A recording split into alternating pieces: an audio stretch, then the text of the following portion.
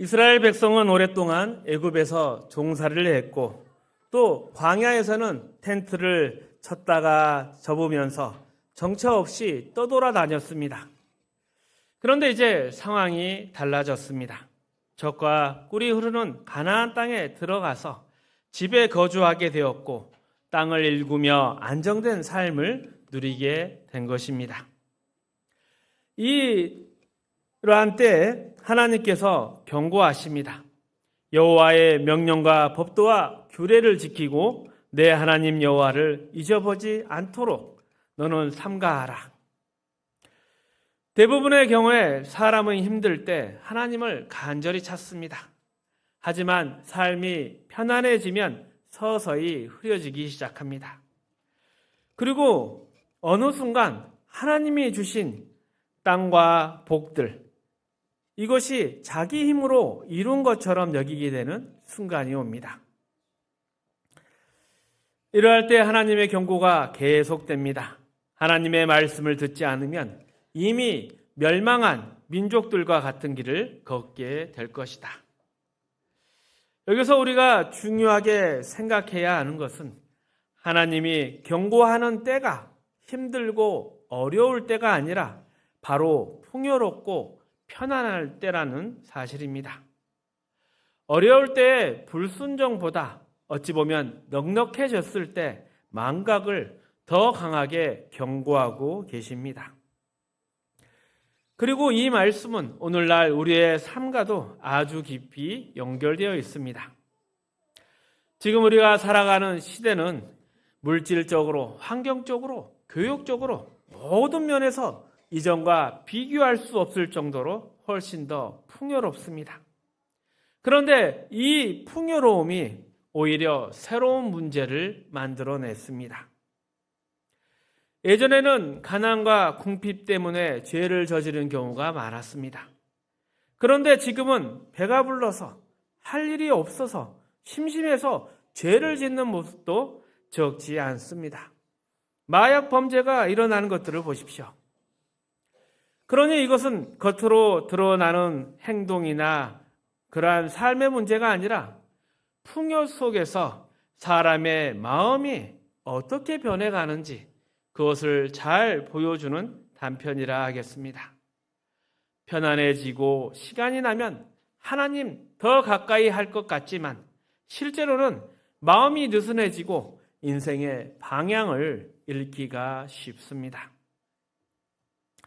그래서 잠언 30장에 나오는 아굴의 기도가 새롭게 다가옵니다. 헛된 것과 거짓말을 내게서 멀리 하옵시며 나를 가난하게도 마옵시고 또 부하게도 하지 마옵소서. 이 기도는 소망이기보다는 이 세상에서 살아가는 게 얼마나 흔들리기 쉬운 일인지 솔직하게 고백하는 말이라 하겠습니다. 인생에 넘치면 교만해지고 모자라지면 하나님을 원망하게 되는 우리의 연약함을 잘 알기에 드린 기도라 하겠습니다.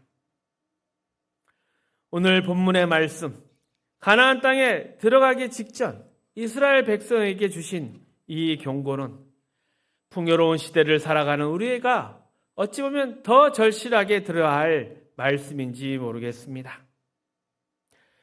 계속해서 이어지는 12절부터는 이러한 불순종이 어디서부터 시작되었는지 그 속내를 구체적으로 드러냅니다. 12절 14절 말씀입니다. 함께 읽습니다. 내가 먹어서 배부르고 아름다운 집을 짓고 거주하게 되며 또 내 소와 양이 번성하며 내 은금이 증식되며 내 소유가 다 풍부하게 될 때에 내 마음이 교만하여 내 하나님 여호와를 잊어버릴까 염려하노라. 여호와는 너를 애굽 땅 종되었던 집에서 이끌어내시고. 사람이 배가 부르면 생각이 바뀌기 쉽습니다. 지금 누리는 것이 하나님의 은혜라는 사실이기보다 내 능력으로 이룬 성과다, 이런 생각이 자리 잡기 시작합니다. 특별히 자수성가했다는 사람들에게 자주 보이는 모습인데 바로 교만함입니다. 돈이 생기고 지위가 올라가고 좀 배웠다 생각하면 사람들은 쉽게 물러서려 하지 않습니다. 하고 싶은 말은 반드시 해야 하고 마음에 들지 않으면 눈빛으로라도 그것을 표현해야 합니다. 그것이 내 자존심을 지키는 일이며 내게 주어진 당연한 권리라고 생각합니다. 그러나 잠시 시간을 내어 돌아보면 내 자존심 지키는 사이에 다른 사람의 마음을 건드리고 상처 준 경우가 많다는 것을 깨닫게 됩니다. 좁은 길을 가다 보곤 사람이 많으면 서로 조금씩 비켜가야 하지 않겠습니까? 그런데 꼭 어떤 사람은 그냥 무대뽀로 직진해서 그 길을 걸어갑니다. 이 사람, 저 사람 부딪히며 가는 사람. 부딪히기 싫으면 너가 피해가라. 불편하면 너가 바뀌어야지. 배려하고 기다리기보다는 그냥 나는 내 갈 길을 간다. 스스로 가졌다고 생각하는 사람에게 나타나기 쉬운 마음입니다. 나는 열심히 노력해서 여기까지 왔다. 너는 게으르고 노력하지 않아서 그 모양 그 꼴이다. 이런 생각이 내 마음에 자리 잡기 시작하면 그것은 하나님보다 자기 자신을 더 마음의 중심에 놓게 되는 것입니다. 물론 한쪽에게만 양보하라는 것이 아닙니다. 그러나 현실을 보면 가진 쪽이 한 걸음 물러나는 것이 훨씬 당연한 것 같은데 그렇지 않습니다. 여유 있는 사람은 물러서도 크게 잃을 것 없지만 없는 사람은 양보에 훨씬 무거운 짐이지 않겠습니까? 그리고 사실 이것은 신앙의 문제이기보다 인간의 상식과 교양의 문제입니다. 과연 나는 어떤 삶을 살고 있습니까? 계속해서 성경은 이런 마음의 변화를 보여줍니다. 14절, 16절입니다. 다시 한번 읽어봅니다. 내 마음이 교만하여 내 하나님 여호와를 잊어버릴까 염려하노라. 여호와는 너를 애굽 땅 종되었던 집에서 이끌어내시고 너를 인도하여 그 광대하고 위험한 광야 곧 불렘과 정갈이 있고 물이 없는 간조한 땅을 지나게 하셨으며 또 너를 위하여 단단한 반석에서 물을 내셨으며 내 조상들도 알지 못하던 만나를 광야에서 내게 먹이셨나니 이는 다 너를 낮추시며 너를 시험하사 마침내 내게 복을 주려 하심이었느니라. 지금 우리가 여기까지 온 곳은 모두가 하나님의 인도하심이고 보호하심입니다. 그리고 우리가 하나님 복주심 안에 이루어진 일들입니다. 그런데 올챙이 시절 생각하지 못한다고 사람은 이러한 시작과 그 과정을 쉽게 잊어버립니다. 일이 잘 되면 다 내 공로였고 잘 안 되면 환경이나 다른 사람을 탓합니다. 그런데 인생 돌아보면 우리가 실제로 선택할 수 있는 것은 생각보다 훨씬 적습니다.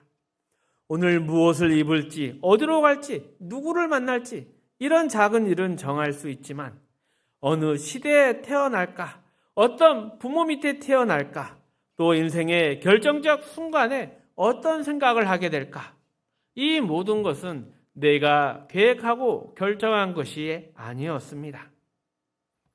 그래서 세상 사람들은 오래전부터 연구했습니다. 왜 어떤 사람은 잘 되고 어떤 사람은 어려운지를 고민해왔죠. 환경이 중요하다, 이런 결론도 나왔지만 실제로 살아보면 인생이 그렇게 단순하지가 않습니다. 같은 조건 속에서도 어떤 사람은 더 열심히 살겠다고 마음 먹고 꾸준히 노력하지만 어떤 사람은 쉽게 포기해버립니다. 좋은 환경 가진 사람이 그것을 잘 선용하는 경우가 있는가 하면 오히려 그 안에서 방황하고 방탕하게 살다가 무너진 사람도 많습니다. 그러니 환경이나 개인의 의지만으로 다 설명될 수가 없습니다. 그리고 지나온 길을 솔직하게 돌아보면 우리는 원래부터 좋은 생각이 가득했던 존재가 아닙니다.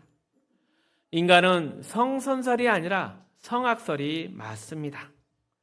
게으르고 욕심 많고 쉽게 흔들리며 늘 자기 중심으로 살아갑니다. 그런데 어느 순간 착한 생각이 떠오르고 남을 배려하고 또 바른 방향을 선택할 때가 있습니다. 그 순간은 사실 내가 잘나서 만들어낸 것이 아니라 하나님의 은혜가 임한 순간들이었습니다. 생명을 향하는 마음, 진리를 향하는 마음, 이러한 거룩은 하나님이 주신 것입니다. 하나님이 그 거룩의 마음을 계속 일으켜 주시고 또 그에 따라 살지 못하면 우리를 계속 흔들어 깨우십니다. 그 자리에 머물지 않도록 우리를 붙잡아 여기까지 인도하시고 이끌어 오셨습니다. 그러니 지금 이 자리에 앉아 있는 것, 이 모든 것이 다 하나님의 은혜 덕분입니다. 그런데 이것을 잊어버리는 순간 나는 너와 다르다. 나는 내 힘으로 여기까지 왔다.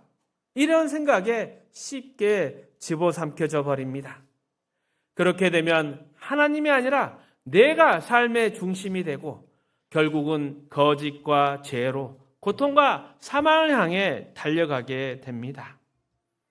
그래서 신명기가 계속 반복해서 경고하는 것도 바로 이 대목입니다. 처음을 잊지 마라. 마음이 높아지지 않도록 조심하라. 그리고 우리가 받은 모든 것에는 목적이 있습니다. 우리의 재산, 지위, 지혜와 건강, 하나님이 주신 모든 것 안에는 참된 사람으로 살아가도록 하는 뜻이 있습니다. 젖과 꿀이 흐르는 가나안 땅, 그 속에서 사는 것, 나 혼자 잘 먹고 잘 살자는 것이 아닙니다. 그 안에 거룩이 드러나고 생명이 살만하고 기쁨과 행복이 넘치며 하나님의 은혜가 우리 사이에 아름다운 열매로 나타나고 누려지고 또 베풀어지도록 주어진 것들입니다. 하지만 우리는 쉽게 나는 너와 다르다. 나는 너보다 낫다. 이쪽으로 흘러가기에 신앙은 특히 어려울 때보다 편안할 때 더 확실히 붙잡아야 하고 든든히 세워가는 노력을 해야 합니다. 성경에 보면 다니엘의 세 친구는 풀무불 속에서 또 다니엘은 사자굴 속에서 또한 엘리야는 갈멜산에서 홀로 믿음을 지켰습니다. 이 장면들을 보면 생명을 지키기 위한 그 치열한 싸움이었고 우리가 본받을 만한 매우 귀한 모습들입니다. 그러나 우리는 지키는 데서 끝나지 말아야 합니다. 계속 나아가야 합니다. 생명은 자라나야 합니다. 싹이 나고 꽃이 피고 열매를 맺어야 합니다. 우리가 씨앗을 겨울에 먹지 않고 남겨두는 이유가 무엇입니까?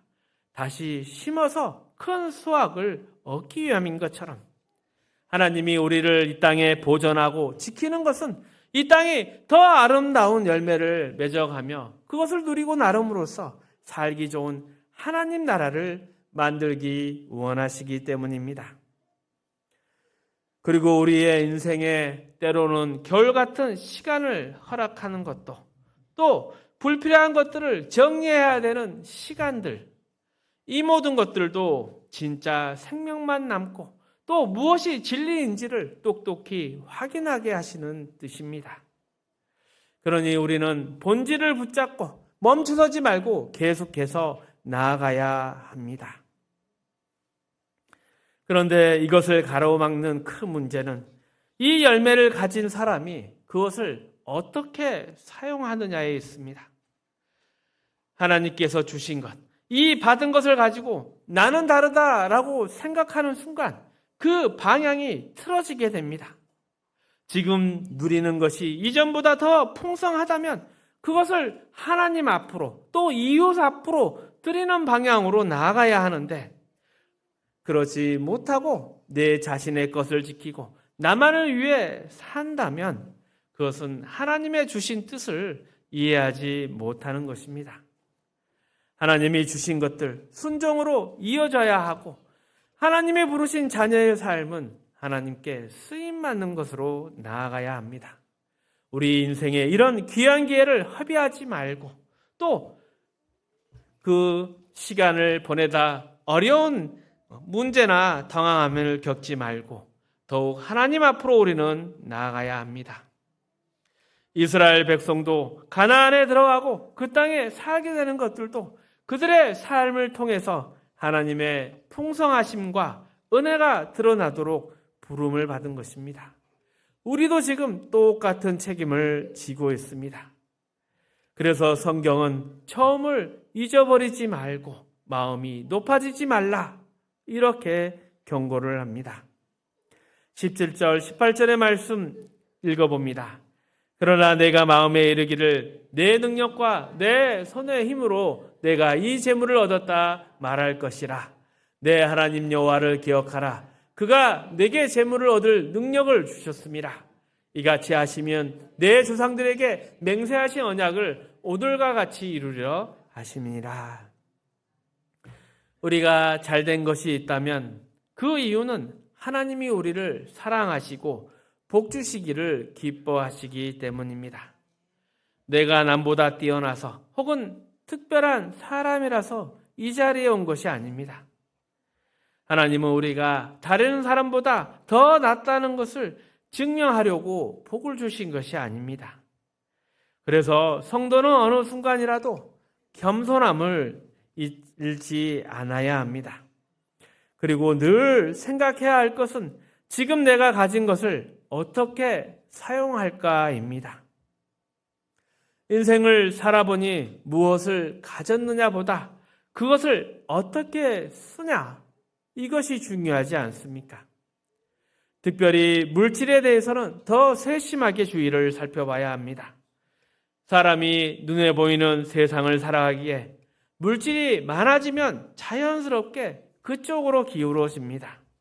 그래서 어느 순간 물질이 하나님의 말씀보다 더 중요하게 느껴지기 시작하고 그러면 마음속에는 작은 불순종이나 반항심이 자연스럽게 생겨납니다.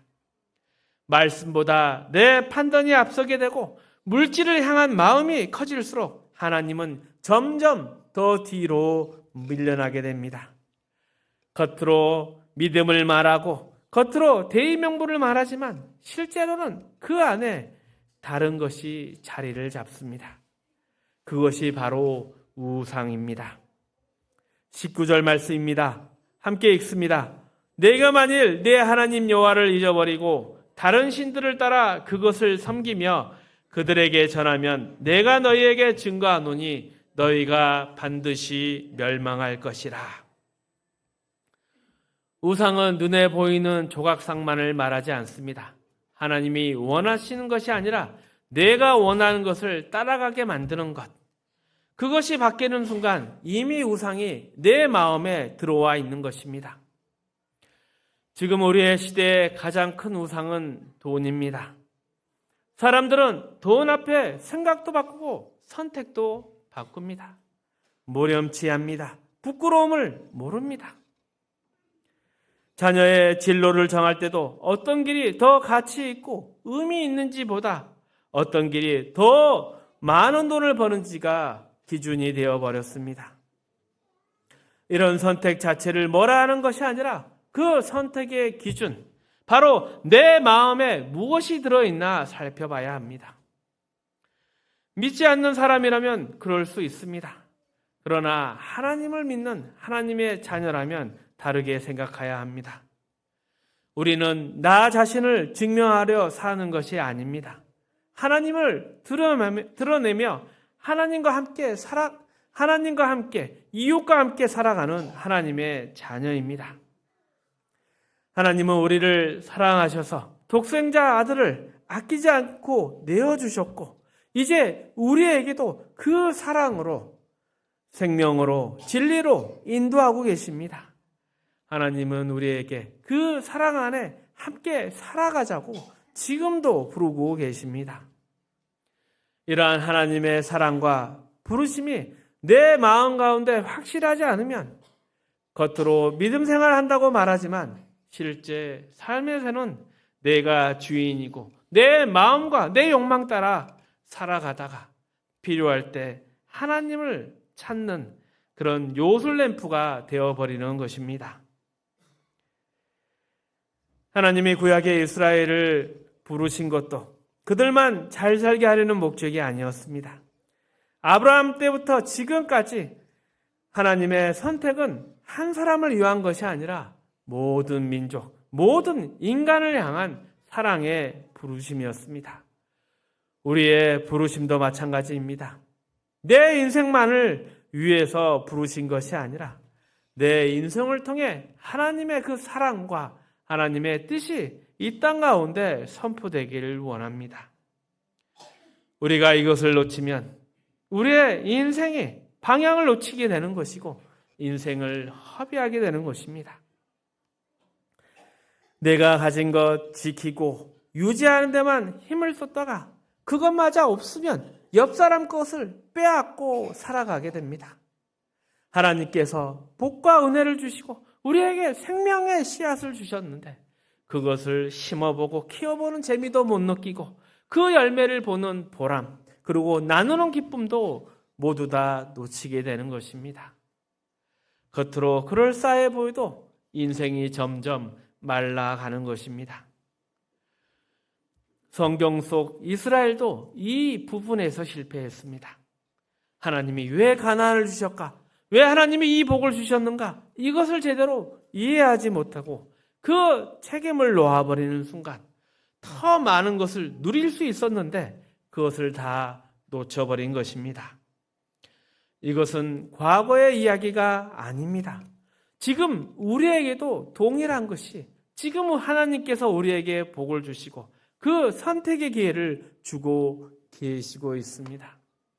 그리고 또 우리에게 주어진 이 책임은 그냥 무거운 짐이 아니라 우리에게 주신 인생의 기회입니다. 더 가치 있고 의미 있고 보람 있는 인생을 만들어갈 기회. 그리고 주변에 살다 보면 좋은 사람 한 명 만나는 것도 삶이 달라지고 행복해질 수 있습니다. 마찬가지로 내 주변에 신실한 믿음 가진 사람이 있다면 그것으로 인해서 나도 기쁠 수 있고 함께 기뻐할 수 있습니다. 한 사람의 아름다운 믿음을 가진 자가 다른 사람의 삶에 깊은 영향을 주고 변화의 시발점이 될 수 있습니다. 그래서 우리의 각 사람의 자리도 중요합니다. 한 사람 한 사람 자기 자리에서 믿음을 지켜가며 살아갈 때 그 모습이 건강한 교회를 만들어가는 것입니다. 그리고 더 부흥하는 교회가 되어가는 것입니다. 오늘은 종려주일입니다. 예수님께서 우리를 구원하시러 예루살렘에 입성하셨습니다. 그때 사람들이 종려나무 가지를 흔들며 호산나 호산나 외쳤습니다. 우리를 구원하소서, 우리를 구원하소서. 하지만 그 군중의 환호는 오래가지 않았습니다. 이스라엘은 자신들이 원하는 왕을 기대했지만 예수님은 전혀 다른 길로 가셨습니다. 높아지는 길이 아니라 낮아지는 길, 섬김을 받는 자리가 아니라 섬기는 자리로 나아가셨습니다. 이번 고난주간은 바로 그 예수의 길을 묵상하는 시간들입니다. 교만해지기 쉬운 풍요의 자리에서 예수님이 걸으신 그 낮아짐의 길, 십자가의 길을 다시 바라보면서 우리의 마음을 새롭게 다져가시기를 축복합니다. 말씀을 정리하겠습니다. 이스라엘은 가나안에 들어가기 직전 풍요 속에서 하나님을 잊지 말라는 경고를 받습니다.